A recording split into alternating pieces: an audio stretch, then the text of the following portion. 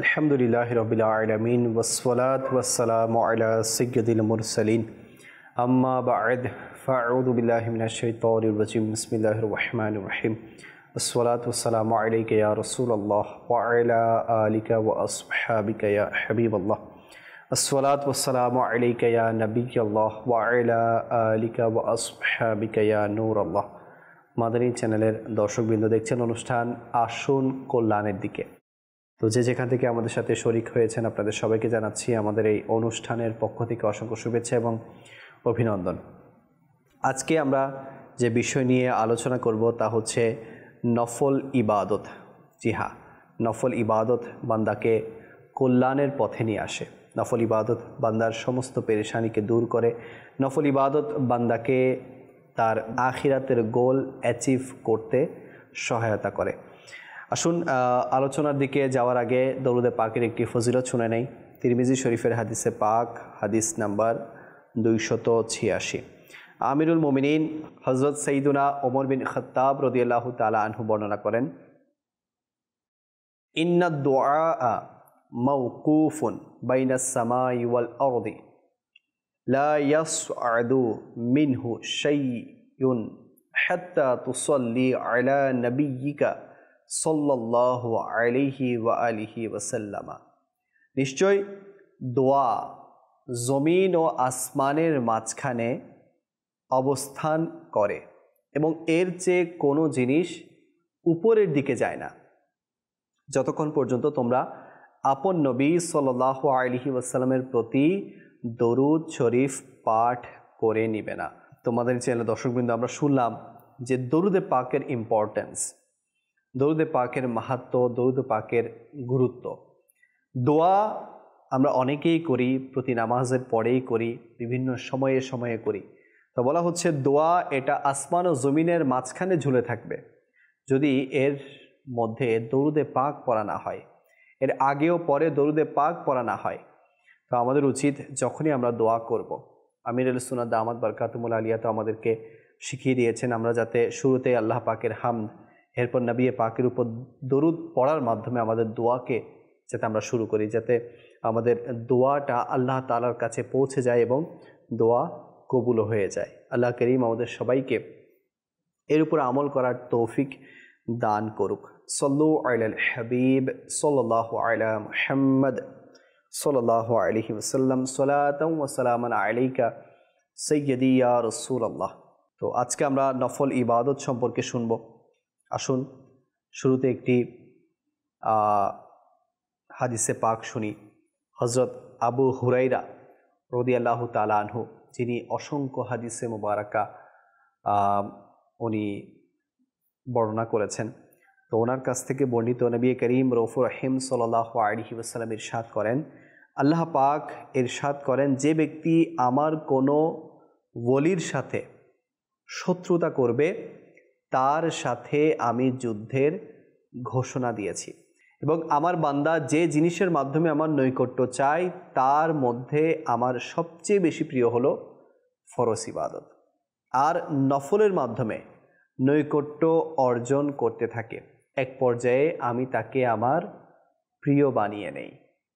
যদি সে আমার নিকট চায় তবে তাকে অবশ্যই প্রদান করব, আর আশ্রয় প্রার্থনা করলে তবে তাকে অবশ্যই প্রদান করব। সুবহানাল্লাহ, সুবহানাল্লাহ। রাতে ইশারের নামাজের পর যেই নামাজ পড়া হয় সাধারণত তাকে রাতের নামাজ, সালাতুল লাইলও বলা হয়। আর রাতের নফল দিনের নফলের চাইতে উত্তম বলা হয়েছে। যেমনটি মুসলিম শরীফের হাদিসে পাক নবী করিম সাল্লাল্লাহু আলাইহি ওয়াসাল্লাম ইরশাদ করেন, ফরজের পর উত্তম নামাজ হলো রাতের নামাজ। সালাতুল লাইলের একটি প্রকার হলো তাহাজ্জুদ। কেননা ঈশার পর ঘুম থেকে উঠল এবং নফল পড়ল, ঘুমানোর পূর্বে যা কিছু পড়ল তা তাহাজ্জুদ নয়। তাহাজ্জুদ কমপক্ষে 2 রাকাত, আর রাসূল পাক সাল্লাল্লাহু আলাইহি ওয়াসাল্লাম থেকে 8 রাকাত পর্যন্ত প্রমাণিত। এতে কিরাতের ব্যাপারে স্বাধীনতা রয়েছে, যা ইচ্ছা পাঠ করতে পারবে। উত্তম হলো যতটুকু কোরআন মুখস্থ রয়েছে তা সম্পূর্ণ পাঠ করা। অন্যথায় এটাও হতে পারে যে প্রতি রাকাতে আপনার সূরা ফাতিহার পর 3 বার সূরাতুল ইখলাস পাঠ করে নেওয়া, কেননা এভাবে প্রতি রাকাতে কোরআনে কারীম খতম করার সওয়াব অর্জন হয়। এরূপ করা উত্তম। তো এছাড়াও আপনারা সূরা ফাতিহার পর অন্য যে কোনো সূরাও পড়তে পারবেন। তো তাহাজ্জুদ এটা অনেক গুরুত্বপূর্ণ একটা নামাজ। বলা হচ্ছে যদি বান্দার কোনো পেরেশানি থাকে, মুসিবত থাকে, দোয়া থাকে, মনের আশা আকাঙ্ক্ষা থাকে, তো সে যাতে তাহাজ্জুদ পড়ে। কেননা তাহাজ্জুদ এমন একটা সময়ে পড়া হয়, সাধারণত মুসলমানদের জন্য সেই সময়ে নামাজ পড়াটা খুবই কষ্টসাধ্য বিষয়। তো তাহাজ্জুদের নামাজ পড়া এটা বড়ই সৌভাগ্যের বিষয়। তাহাজ্জুদের নামাজের মাধ্যমে বান্দা নিজের দুনিয়া ও আখিরাতের কল্যাণ অর্জন করতে পারে, আল্লাহ তাআলার প্রিয় হতে পারে। আমিরুল মুমিনিন হযরত সৈয়দুনা আলিউল মুর্তাদা রাদিয়াল্লাহু তাআলা আনহু বর্ণনা করেন, রাসূল পাক সাল্লাল্লাহু আলাইহি ওয়াসাল্লাম ইরশাদ করেন, জান্নাতে এমন বালাখানা রয়েছে যার বাহির ভেতর থেকে আর ভেতর বাইরে থেকে দেখা যায়। এক গ্রাম্য লোক বলে উঠল, ইয়া রাসূলুল্লাহ সাল্লাল্লাহু আলাইহি ওয়াসাল্লাম, এটা কাদের জন্য? এত সুন্দর বালাখানা, এত সুন্দর ঘর, এটা কার জন্য?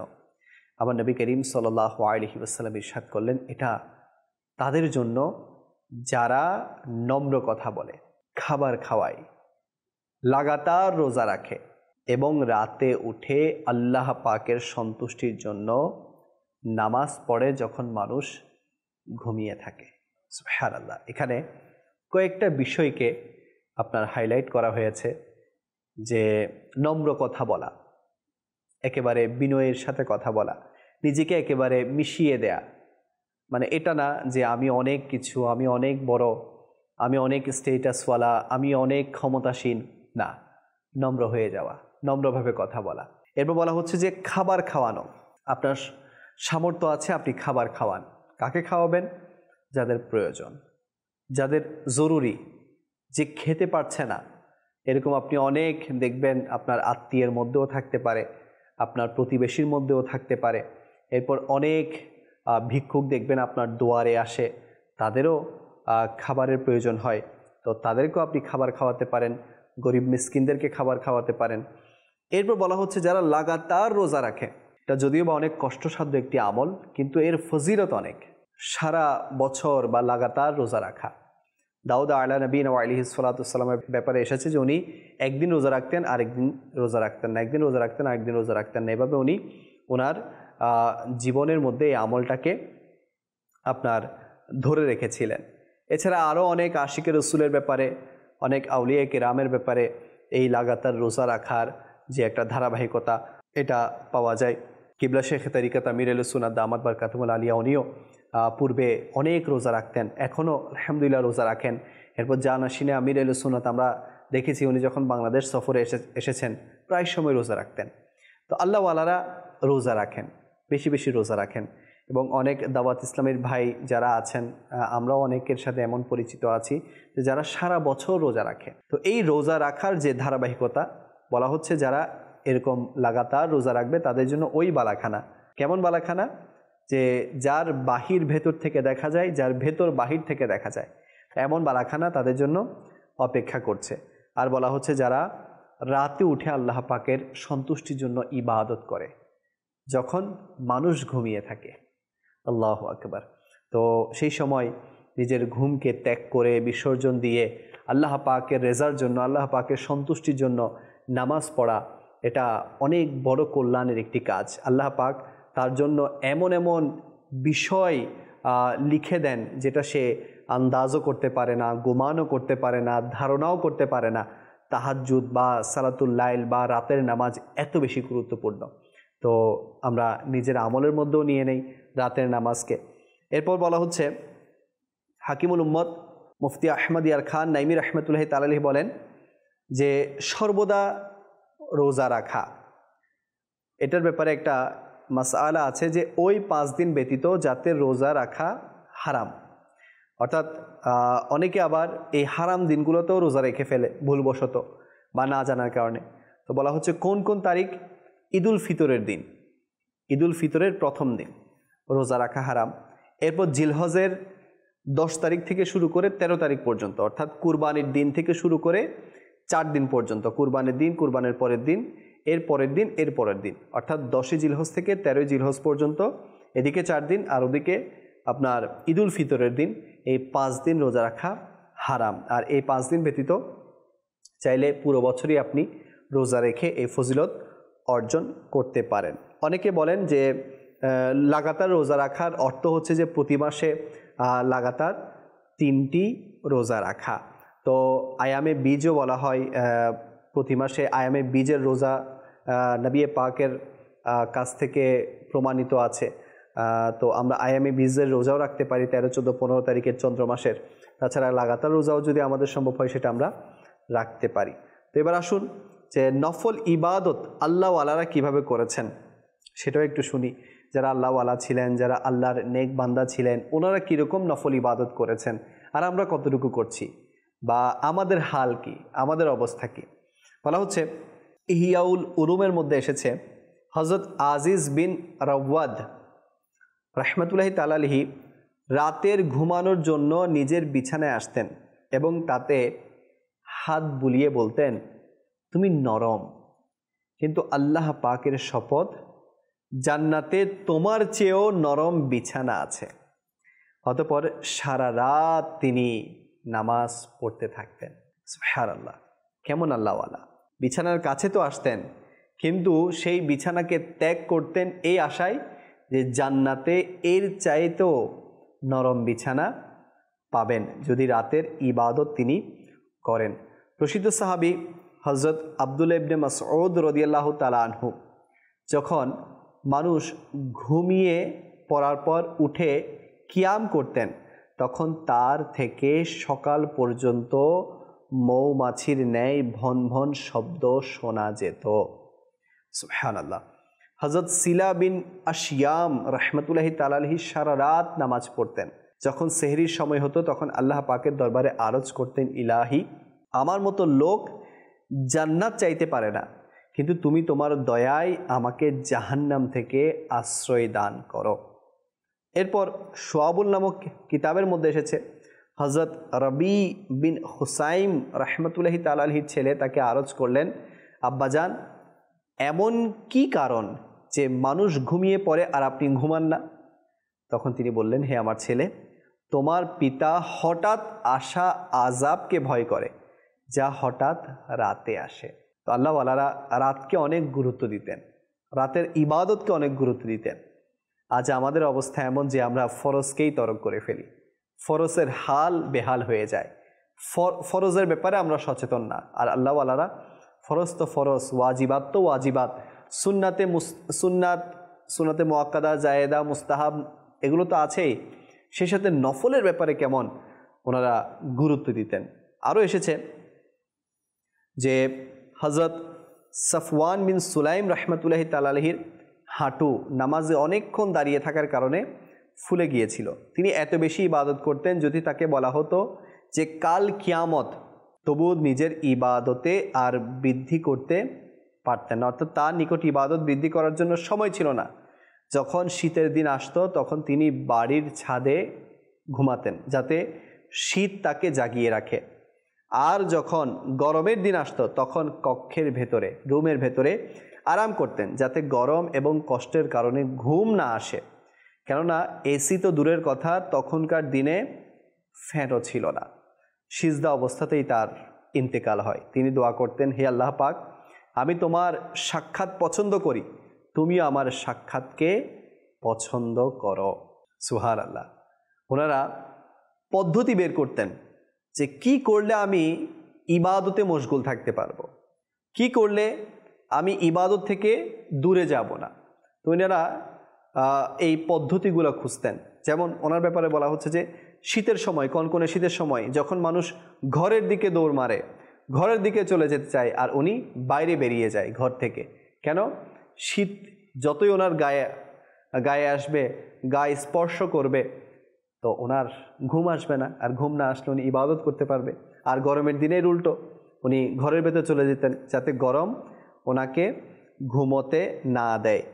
এরপর ইহিয়াউল উলুমে আরেকটি ঘটনা এভাবে এসেছে, হযরত খাওয়াস রাহমাতুল্লাহি তাআলা আলাইহি বলেন, আমি রাহিলা আবিদার নিকট গেলাম। তিনি অধিক হারে রোজা রাখতেন এবং এত বেশি কান্না করতেন যে ওনার যে দৃষ্টিশক্তি ছিল সেটা চলে গেল, এবং এত অধিক হারে নামাজ পড়তেন যে উনি দাঁড়াতে পারতেন না। অতএব বসে বসেই তিনি নামাজ পড়তেন। আমি তাকে সালাম করলাম, অতঃপর আল্লাহ ক্ষমা ও দয়ার আলোচনা করলাম যাতে তার উপর সংগঠিত ব্যাপারটি সহজ হয়ে যায়। তিনি এই কথা শুনে একটি চিৎকার দিলেন এবং বললেন, আমার নফসের অবস্থা আমি জানি এবং তা আমার অন্তরকে ক্ষত করে দিয়েছে, আর কলিজা ছিন্ন ভিন্ন হয়ে গেছে। আল্লাহর শপথ, আমি চাই যে আল্লাহ পাক যদি আমাকে সৃষ্টি না করতেন এবং আমি কোনো উল্লেখযোগ্য বস্তুই না হতাম। একথা বলে আবারও তিনি নামাজে লিপ্ত হয়ে গেলেন।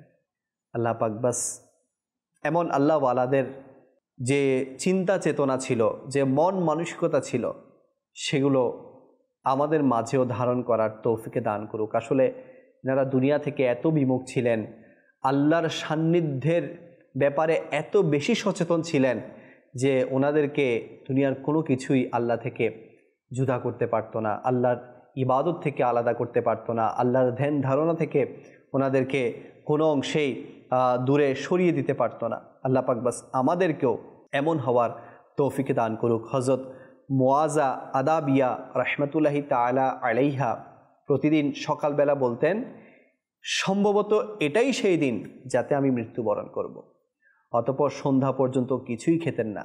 এরপর যখন রাত হতো তখন বলতেন, সম্ভবত এটাই সেই রাত যাতে আমি মৃত্যুবরণ করব।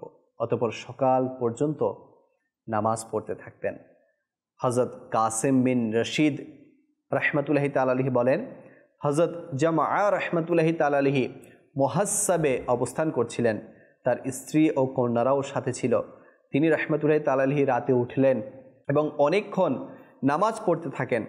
যখন সেহরির সময় হতো তখন উঁচু আওয়াজে চিৎকার করতে লাগলেন, হে রাতে শিবিরে অবস্থানকারী কাফেলার মুসাফিররা, সারা রাত কি ঘুমিয়ে থাকবে? উঠে কি সফর করবে না? তখন লোকেরা দ্রুত উঠে গেল এবং কোথাও থেকে কান্নার আওয়াজ আসতে লাগলো, আর কোথাও থেকে দোয়া প্রার্থনার, একদিক থেকে কোরআনে পাক পাঠ করার আওয়াজ শোনা যাচ্ছিল, তো অপর দিকে কেউ অজু করছিল। অতঃপর যখন সকাল হলো তখন তিনি উচ্চ স্বরে ডাকলেন। লোকেরা সকালবেলা পথ চলাকে ভালো মনে করে। তো প্রিয় ইসলামী ভাইরা, আমরা কিছু আল্লাহওয়ালাদের জীবনের ঝলক শুনলাম। ইনারা কল্যাণ কোথায় খুঁজত? আল্লাহর ইবাদতের মধ্যে খুঁজত, আল্লাহর নৈকট্য হাসিলের মাধ্যমে খুঁজত। আর আজ আমরা কল্যাণ কোথায় খুঁজি? দৌলত, শহরত, ইজ্জত, সম্মান, এগুলোর মধ্যে কল্যাণ খুঁজি।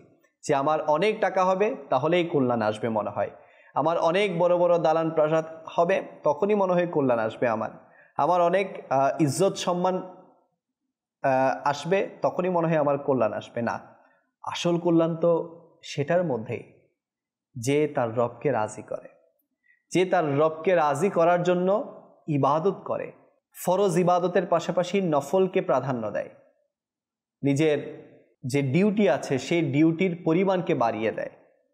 জি হ্যাঁ, আমরা যদি নিজের যে প্রাপ্য স্যালারি এটার সাথে সাথে কিছু বোনাস চাই, তাহলে আমাদেরকে অবশ্যই ওভারটাইম করতে হবে, আমাদেরকে অবশ্যই ওটি করতে হবে।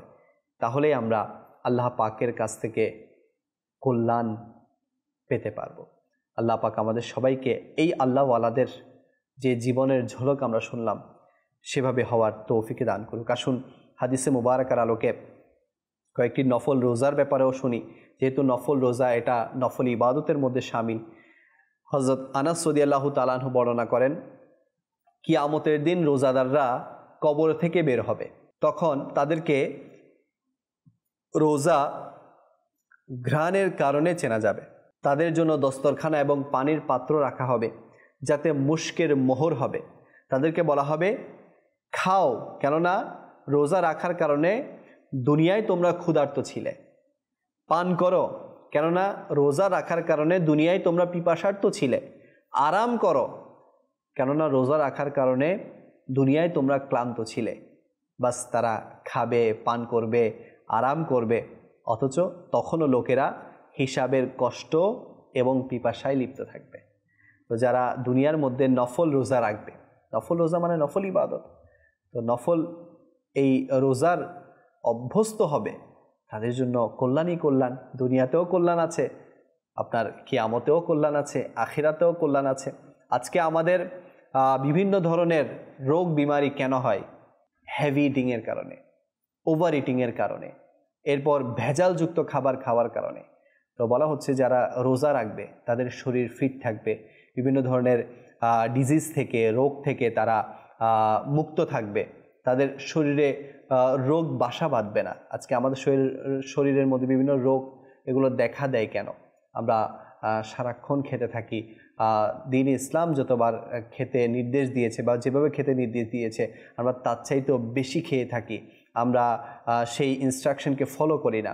যেখানে দ্বীন ইসলাম বলেছে যে আমরা যাতে রোজা রাখি, ক্ষণে ক্ষণে রোজা রাখি, সময়ে সময়ে রোজা রাখি, যাতে আমাদের শরীরের মধ্যে রোগ এটা আসতে না পারে।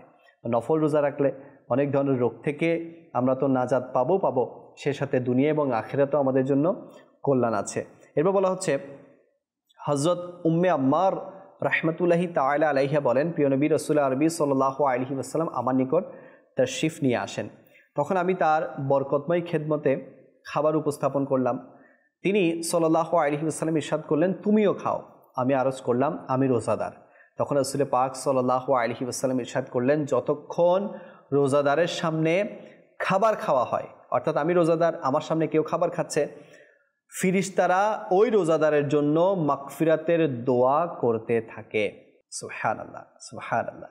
আল্লাহ পাক আমাদেরকে বাস নফল ইবাদত এর ব্যাপারে আমরা যেটা শুনেছি যে বেশি বেশি নফল ইবাদত আল্লাহওয়ালারা করতেন এবং নফল রোজাও রাখতেন। তো আল্লাহ পাক আমাদের সবাইকে নফল ইবাদত করারও তৌফিক দান করুক এবং নফল রোজা রাখারও তৌফিক দান করুক। আচ্ছা, এর যে আপনার জজবা, এর যে উৎসাহ না, এটার জন্য একটা পরিবেশ দরকার। আলহামদুলিল্লাহ আমরা দাওয়াত ইসলামীতে দেখেছি অনেক ইসলামী ভাই নফল ইবাদতেরও তারা অনেক মানে কি বলবো, তাদের অভ্যাসে পরিণত হয়ে গেছে। সেই ফজরের নামাজ পড়া, ফজরের নামাজের পর যখন সূর্য উদয় হয় তারা ইশাক চাষতের নামাজ পড়ে। আচ্ছা, এরপর যখন মাগরিবের নামাজ আদায় করে, মাগরিবের নামাজের পর আবার আপনার সালাতুল আওয়াবিন নামাজ আদায় করে। এরপর যখন ইশারের নামাজ আদায় করে ঘুমানোর আগে তারা সালাতুত তওবার নামাজ আদায় করে। অসংখ্য ইসলামী ভাইদেরকে দেখা যায় যে তারা আপনার গভীর রাতে উঠে যখন ইশারের নামাজ পড়ে খাওয়া দাওয়া করে যখন ঘুমিয়ে যায়, ঘুম থেকে যখন সুবহে সাদিকের আগে আগে চোখ খুলে বা মধ্যরাতে চোখ খুলে, শেষ রাতে চোখ খুলে, তখন তারা তাহাজ্জুদের নামাজও আদায় করে। তো এর জন্য একটা পরিবেশ দরকার। আলহামদুলিল্লাহ দাওয়াত ইসলামীতে এটার উৎসাহ দেওয়া হয় এবং ইসলামী ভাইয়েরা খুব মানে আনন্দের সাথে এই ইবাদতগুলোও করে থাকে। তো আমি বলবো যে আপনারাও দাওয়াত ইসলামের সাথে সম্পৃক্ত হয়ে যান, ইনশাল্লাহ দেখবেন নফল ইবাদতের আপনি আশিক হয়ে যাবেন, নফল ইবাদতের অভ্যস্তকারী হয়ে যাবেন, নফল ইবাদত আপনার অভ্যাসে পরিণত হবে। এবং আলহামদুলিল্লাহ এর প্র্যাকটিসের জন্য দাওয়াত ইসলামী 3 দিনের কাফেলার ব্যাপারেও উৎসাহ দিয়ে থাকে, যে 3 দিনের কাফেলা যদি আমরা করি, দেখবেন 3 দিন যখন আমরা আল্লাহ রাস্তায় সফর করব, কাফেলায় যাব, সেখানে আলহামদুলিল্লাহ 3 দিন এগুলোর প্র্যাকটিস করানো হয়। বিশেষ করে নফল ইবাদতের ব্যাপারে, নফল রোজার ব্যাপারে, ইশাক চাষ, আওয়াবিন, এরপর তাহাজ্জুদের নামাজ, সালাতুত তওবার নামাজ, এরপর আপনার তাহিয়াতুল ওযু, তাহিয়াতুল মসজিদ। তো এই সমস্ত যে নফল ইবাদতগুলো আছে এগুলোর ব্যাপারে সেখানে ট্রেনিং দেয়া হয়। তো আমি বলবো যে দাওয়াত ইসলামের সাথে 3 দিনের সফরে আসুন, ইনশাল্লাহ দেখবেন এই সমস্ত যে নফল ইবাদতগুলো আছে এগুলো আমাদের অভ্যাসে পরিণত হবে। আল্লাহ করিম আমাদের সবাইকে বেশি বেশি নফল ইবাদত করার, নফল কাজ করার, নফল রোজা রাখার তৌফিক দান করুক এবং এর মাধ্যমে আল্লাহ পাকের কাছ থেকে কল্যাণ হাসিল করারও তৌফিক দান করুক। বান্দার কল্যাণ ছাড়া আর আশা করার কি আছে? কল্যাণই তো চাই সবাই, কল্যাণের দিকেই তো ছুটতে চায়। তো হাকিকি যে কল্যাণ, আল্লাহ পাক আমাদেরকে সেই হাকিকি কল্যাণ হাসিল করার তৌফিক দান করুক, যে কল্যাণ আমার দুনিয়াতেও কাজে আসবে, আখিরাতেও কাজে আসবে। আল্লাহ পাক সেই কল্যাণ হাসিল করার এবং সেই মোতাবেক জীবনকে অতিবাহিত করার তৌফিক দান করুক। আজকের অনুষ্ঠানকে আমরা এখানেই শেষ করছি। ইনশাআল্লাহুল করিম আগামী পর্বে আরও একটি বিষয় নিয়ে আপনাদের সামনে হাজির হওয়ার চেষ্টা করব। আপনাদের সুস্থতা কামনা করে এখানেই শেষ করছি। সল্লু আলাল হাবিব সাল্লাল্লাহু তাআলা আলা মুহাম্মদ সাল্লাল্লাহু তাআলা আলাইহি ওয়াসাল্লাম।